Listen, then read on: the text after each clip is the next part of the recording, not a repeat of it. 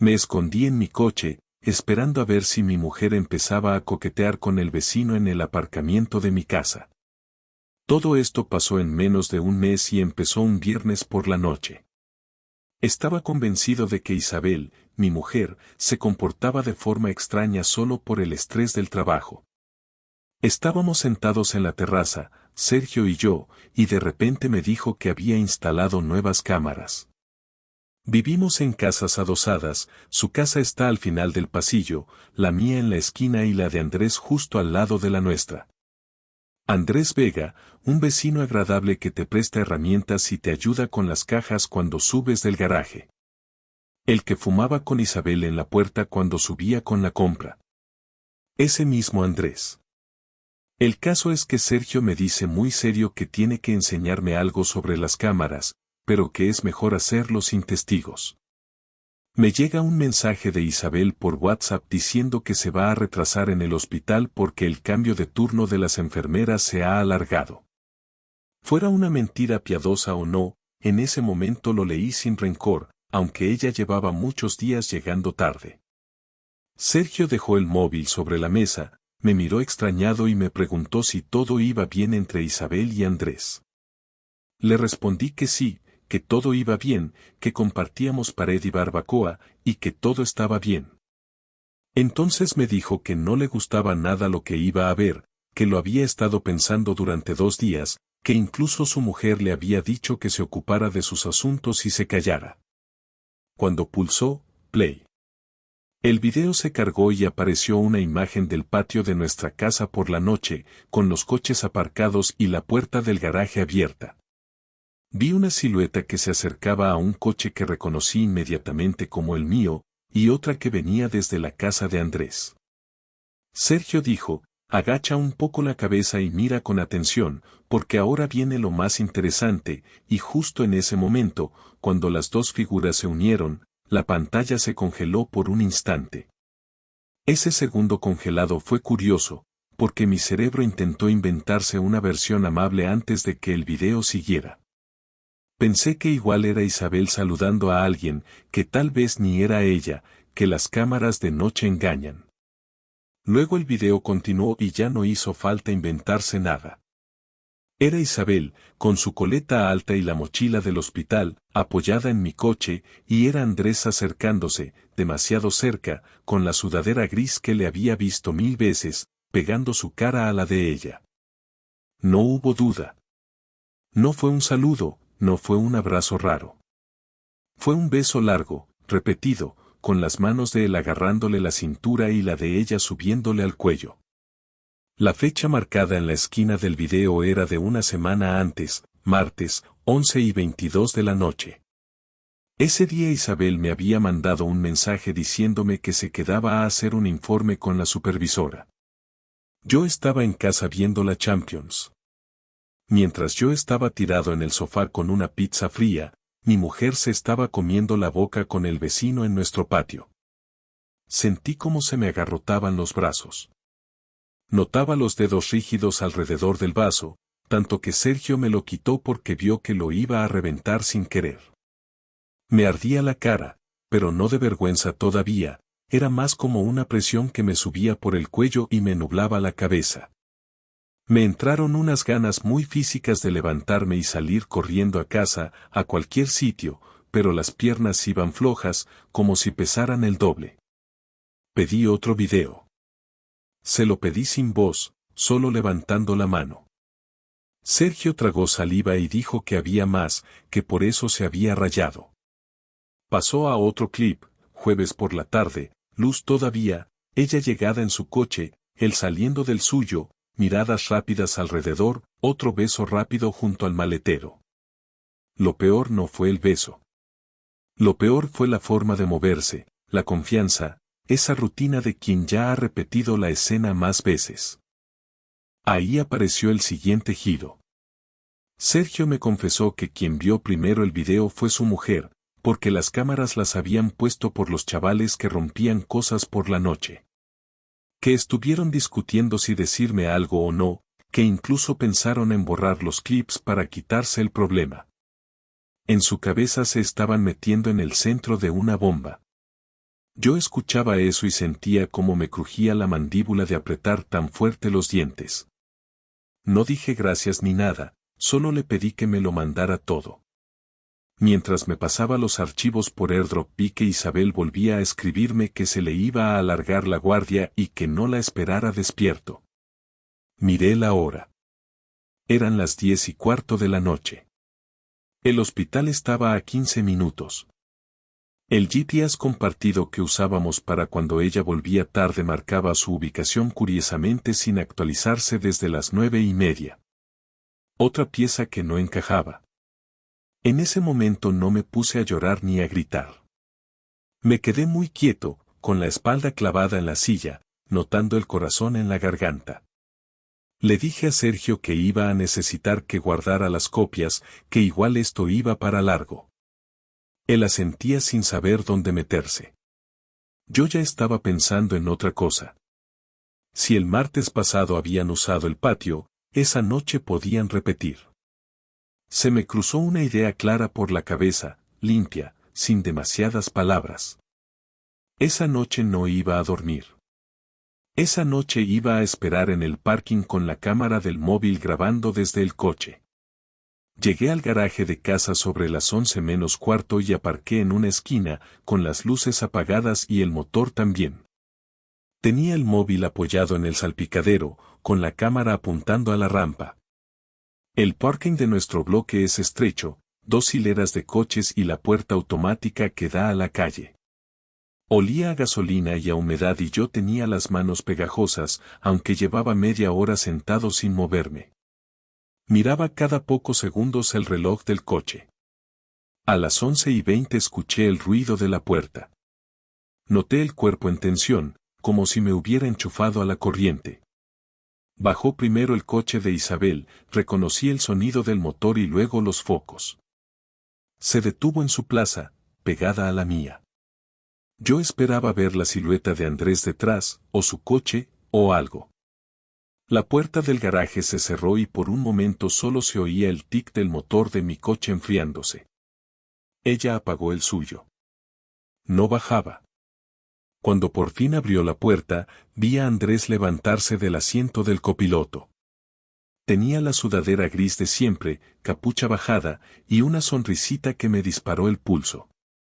El móvil ya estaba grabando, apoyado y con la pantalla tenue para no cantar. Ella salió primero, se estiró la camiseta, se echó hacia atrás el pelo con ese gesto que yo conocía demasiado bien. Él abrió su puerta, rodeó el coche y se plantó delante de ella. No hablaron mucho, o al menos yo no escuché nada desde mi coche, pero vi perfectamente cómo ella se apoyaba en la puerta y él le ponía la mano en la cadera. Otro beso, esta vez más cerca de mí, más largo, con ella agarrándole el cuello de la sudadera. Ahí algo se rompió de verdad. De repente dejé de pensar en planes y pruebas. Abrí mi puerta tan fuerte que golpeó el coche de al lado y el ruido rebotó por todo el garaje. Isabel se separó de golpe de Andrés.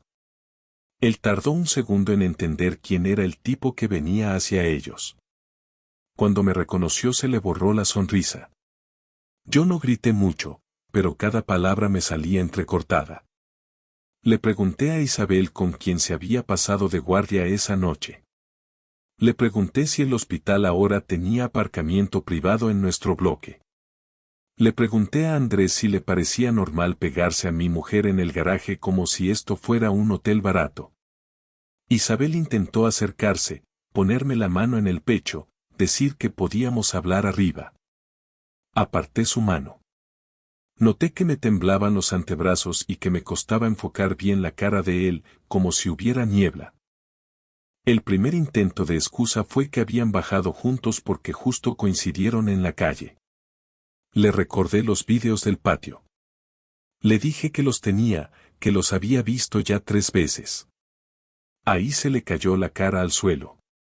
Andrés levantó las manos a la altura del pecho, como si estuviera en un control policial, y empezó a decir que no quería problemas, que estaba pasando por una separación complicada, que Isabel y él solo se estaban apoyando. Otro giro más. No era un calentón de una noche, no era un beso aislado. Había una historia que yo no conocía y que llevaban viviendo unos cuantos días a mis espaldas. Le pregunté directamente a Isabel si habían subido a casa alguna vez. Tardó demasiado en contestar. Ese silencio me hizo más daño que cualquier insulto. Al final dijo que solo una vez, que yo estaba en casa de mis padres en Toledo, que habían bebido demasiado vino después de una barbacoa del bloque. Sentí una punzada en el estómago tan clara que me tuve que apoyar un segundo en el capó. Me vino a la cabeza la imagen de nuestra cama, las sábanas que había cambiado yo mismo ese domingo por la tarde. Le dije a Andrés que se largara del garaje, que ya hablaríamos. Él no discutió. Subió a su coche con las manos aún temblando y salió sin mirar atrás. Me quedé solo con Isabel, el eco del motor de Andrés perdiéndose arriba y el móvil todavía grabando desde el salpicadero. Esa noche no dormimos en la misma habitación. Ni en la misma planta. Subimos en silencio, ella intentando seguirme, yo subiendo los escalones con la mandíbula apretada y los hombros duros. En el salón le pedí que se sentara y que me dejara el móvil. No protestó. Sabía el código, el mismo que usamos para todo. Las notificaciones de WhatsApp con Andrés estaban silenciadas, archivadas en una carpeta que ponía comunidad, muy ingenioso. Abrí el chat y empecé a deslizar hacia arriba. Mensajes de todo el mes. Emoticonos que yo hacía años que no veía en sus conversaciones conmigo. Frases de buenos días y buenas noches, fotos del patio, una de nuestra cocina que reconocí de una noche en que yo había salido con compañeros y ella se quedó en casa. Vi una foto borrosa de sus piernas sobre nuestro sofá, otra de 2 copas de vino junto al televisor. No vi nada explícito, pero no hacía falta. Cada línea era una patada en el pecho. Ella me miraba desde el sofá, con los ojos hinchados, las manos entrelazadas, moviendo el pie sin parar. Yo no iba a pegarle ni a romper cosas. No me salía. Lo que sí me salió fue algo muy frío. Abrí la app del banco en mi móvil y moví la mitad del dinero de la cuenta conjunta a una nueva que llevaba semanas pensando abrir para ahorrar. Ese movimiento lo hice casi sin pensar, pero con la cabeza muy despejada. No era castigo, era autoprotección. Después cogí el portátil, enchufé el móvil al cable y descargué todos los vídeos de Sergio y la grabación del garaje. Los guardé en varias carpetas y los subí a la nube con contraseña. Quería que, pasara lo que pasara, nadie pudiera borrarlos para reescribir la historia a su manera. Primer paso de mi pequeña venganza. Isabel notó el movimiento del dinero porque le llegó una notificación. Me miró con pánico, como si acabara de soltarla en medio de una carretera. Le dije que mientras siguiera mintiendo no iba a compartir ni cuentas ni cama. Al día siguiente pedí cita con un abogado en el centro y pedí un día libre en el trabajo diciendo que tenía lío familiar. Llegué al despacho con ojeras y un nudo en la espalda que no se me soltaba ni estirando. Enseñé los vídeos. Intenté contarlo sin ponerme a temblar, pero las manos se me iban al borde de la mesa y lo agarraban con fuerza. El abogado me explicó opciones de separación, de uso de la vivienda, de pensiones. Escuchar mi vida en términos de papeles me dio un bofetón de realidad. La segunda parte de la venganza se me ocurrió después, en el metro de vuelta. Andrés tenía novia, Laura, que vivía en otro portal del mismo barrio. Lo sabía porque nos habíamos cruzado varias veces en el súper. Podía fingir que no la conocía. Podía guardar toda la mierda solo para mí. O podía hacer llegar la verdad a quien también se estaba comiendo una historia inventada. Esa tarde imprimí una captura del video del patio, una donde se veía bien la cara de los dos. La metí en un sobre junto con una nota sencilla con mi número. No puse insultos ni dramas, solo escribí que si quería saber más, podía llamarme. Busqué en el buzón de la comunidad el apellido de Andrés y dejé el sobre en el casillero que tocaba. Cuando cerré la tapa me temblaron un poco las rodillas, pero también sentí una calma rara. No estaba montando un espectáculo público ni pegando carteles por el barrio. Solo compartía con otra persona engañada la misma información que yo tenía. Esa noche, mientras Isabel se quedaba en el cuarto de invitados, el móvil vibró con un número desconocido. Dejé que sonara unos segundos más de la cuenta antes de cogerlo. Era Laura. La voz rota desde la primera palabra. Me preguntó si era Mateo y si lo del sobre era verdad. No tuve que convencerla mucho. En cuanto le mandé un fragmento del video al móvil, escuché un silencio muy pesado al otro lado. Luego un sollozo ahogado y un vale, gracias, ya no hace falta que digas más. Colgó sin despedirse. Me quedé en la cocina apoyado en la encimera, con los nudillos blancos de apoyar tanto peso en las manos. Sabía que ese gesto iba a traer cola, pero era imposible imaginar la intensidad. A la mañana siguiente, cuando estaba preparando café, escuché golpes fuertes en la puerta de abajo y voces en el portal. Una de mujer, otra de hombre. No entendí las palabras, pero la tensión subió por las escaleras hasta el piso. Isabel salió del cuarto de invitados con la cara hinchada y el pelo revuelto. Me miró y supo al instante que no me había quedado quieto. No dije nada. Ella bajó las escaleras en zapatillas, yo me quedé en el rellano escuchando. Oía a Laura gritar a Andrés cosas que yo mismo había tenido en la punta de la lengua. El bloque entero se enteró de golpe de que el vecino perfecto tenía un romance con la de la esquina. Esa fue la tercera pieza de mi venganza sin tocar a nadie. Que la mentira dejara de ser íntima y cómoda. Esa misma tarde Isabel me pidió hablar en serio. No en el garaje, no a medias en el pasillo, sino sentados, con tiempo. Nos sentamos en la mesa del salón, frente a frente. Yo notaba las palmas de las manos húmedas sobre la madera, ella no paraba de tocarse el anillo, girándolo alrededor del dedo. Me contó que lo de Andrés había empezado hacía apenas 3 semanas, que fue una barbeque del bloque, que habían bebido mucho y que se quedó hasta tarde recogiendo con él, que yo me fui antes porque madrugaba al día siguiente. Me dijo que se sintió escuchada, que él le hacía caso cuando yo estaba siempre cansado. No lo negó, no lo minimizó, pero cada frase era una puñalada distinta. Le pregunté por qué no me dijo nunca que se sentía tan sola. Se le llenaron los ojos de lágrimas, la voz le fallaba, pero yo no conseguía empatizar. Cada vez que hablaba yo solo veía la escena del garaje, sus manos en el cuello de él. El punto más jodido de la conversación llegó cuando admitió que sí, que se habían acostado en nuestra cama ese fin de semana que yo estuve en Toledo. No lo soltó de golpe, lo fue rodeando, hasta que al final lo dijo con la boca tan pequeña que apenas se entendía. Ahí me quedé sin respiración unos segundos.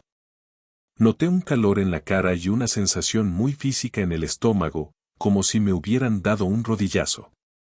No me levanté, no tiré la mesa, pero tuve que apartar la silla hacia atrás y quedarme de pie, respirando hondo, mirando un punto fijo en la pared para no ponerme a temblar delante de ella. Entendí que lo que yo creía que estaba decidiendo, seguir o no seguir, ya no era una elección limpia.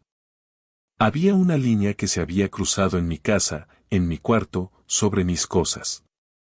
Me volví a sentar cuando vi que seguía hablando sin parar, pidiendo perdón, diciendo que no quería perderlo todo.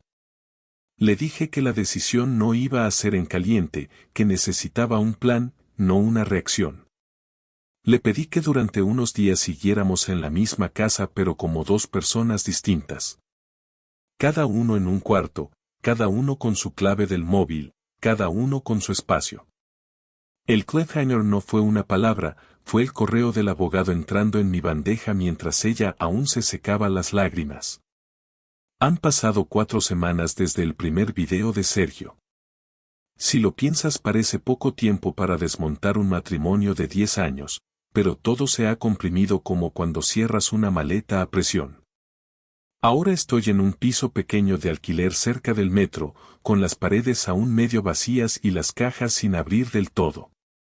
Me he llevado lo justo, la ropa, algunos libros, la cafetera que compré yo y el ordenador. El resto se ha quedado en la casa adosada, que pronto será solo de Isabel o se venderá, ya lo dirán los papeles. El abogado ha presentado la demanda de separación, con un acuerdo bastante más suave del que podría haber conseguido si hubiera querido vengarme de verdad. No le he quitado la casa, no le he destrozado la economía, no he mandado vídeos a toda la familia.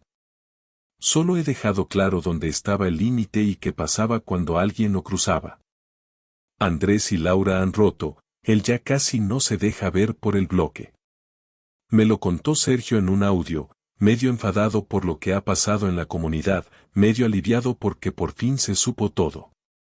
Con Isabel tenemos contacto justo, lo imprescindible. Mensajes cortos sobre recibos, abogados, citas. Cuando quedamos para firmar papeles en una gestoría del centro, nos vimos sentados uno frente al otro, con un funcionario leyéndonos párrafos largos. Ella llevaba la misma coleta de siempre, pero no era lo mismo.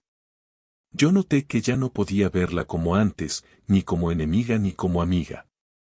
Era alguien que había compartido media vida conmigo y que luego tomó una serie de decisiones encadenadas que nos trajeron a esa mesa. En un momento, mientras buscábamos un bolígrafo, nuestras manos se rozaron sin querer. No hubo magia ni nostalgia, solo un gesto torpe de dos personas que ya no saben qué hacer con el otro. Firmé donde tocaba, guardé mi copia en una carpeta y salí a la calle con una especie de silencio dentro. No era alivio del todo, tampoco rabia pura. Era más bien la sensación de haber cerrado por fin una puerta que llevaba semanas entreabierta, dejando pasar corrientes de aire raras.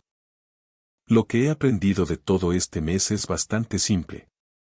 Que los pequeños cambios, los mensajes raros, las excusas repetidas, casi nunca son casuales. Que no sirve de nada ir de héroe aguantando solo mientras el otro vive otra vida a 2 metros de ti. Que la venganza puede ser muy ruidosa, pero a veces lo más efectivo es poner límites claros, guardar pruebas y tomar decisiones que te saquen de la escena en lugar de hundirte en ella. Sigo teniendo momentos en los que me despierto a las 4 de la mañana con la imagen del garaje grabada a fuego, el cuerpo en tensión y las manos buscando un cuerpo que ya no está al lado. Me levanto, pongo agua a hervir, me quedo mirando por la ventana a las luces de la M30 y dejo que el corazón vaya bajando revoluciones. No sé cómo será mi vida dentro de un año, si volveré a confiar en alguien, si acabaré vendiendo la casa o si Isabel y yo seremos capaces de hablar algún día sin esa sombra en medio. Lo único que tengo claro ahora es que no me quedé mirando desde la grada mientras me destrozaban la vida. Bajé al campo, vi lo que tenía que ver, tomé medidas y salí de allí con lo poco que quedaba intacto. Por eso te lo cuento así, sin adornos. Porque si alguna vez ves a alguien besando a tu pareja en la pantalla de un móvil en la terraza de un bar, que sepas que tienes derecho a enfadarte, a protegerte y a poner punto final sin sentirte el malo de la película. Y que, aunque duela reconocerlo, a veces la única forma de salvarte es ser tú quien cierre la puerta de casa por última vez.